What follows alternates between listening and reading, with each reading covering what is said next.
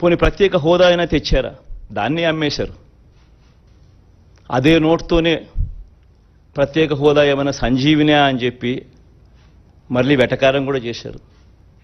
నేను చెప్పేది ఒకటి, ప్రతి మాట రాజకీయ నాయకుడు ఒక విశ్వసనీయత కోల్పోతే, రాజకీయాలలో విశ్వసనీయత అన్న పదానికి అర్థం లేకపోతే రాజకీయాలు ఎందుకు చేస్తూ ఉన్నాం?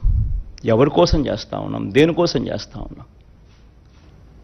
చనిపోయిన తర్వాత ప్రతి పేదవాడి గుండెల్లో, ప్రతి ఇంట్లో మన ఫోటో ఉండాలి, ప్రతి గుండెలో మన ఫోటో ఉండాలి అనే తాపత్రయం లేనప్పుడు రాజకీయాలు ఎందుకు చేయాలి?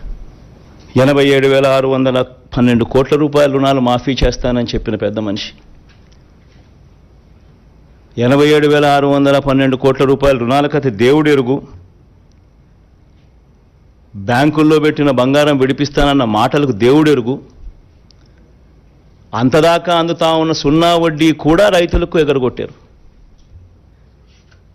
పొదుపు సంఘాల రుణాలు 14,205 కోట్ల రూపాయలు మాఫీ చేస్తామన్న మాటలు, రుణాల మాఫీ కథ దేవుడు ఎరుగు. అక్టోబర్ 2016 నుంచి అప్పటిదాకా అందుతా ఉన్న సున్నా వడ్డీని సైతం రద్దు చేశారు, అది ఎగరగొట్టారు. పొదుపు సంఘాల పరిస్థితి ఏమిటి అని అంటే ఓవర్ డ్యూసు ఎన్పిఏలు 18% పైచిలకు వెళ్ళిపోయింది.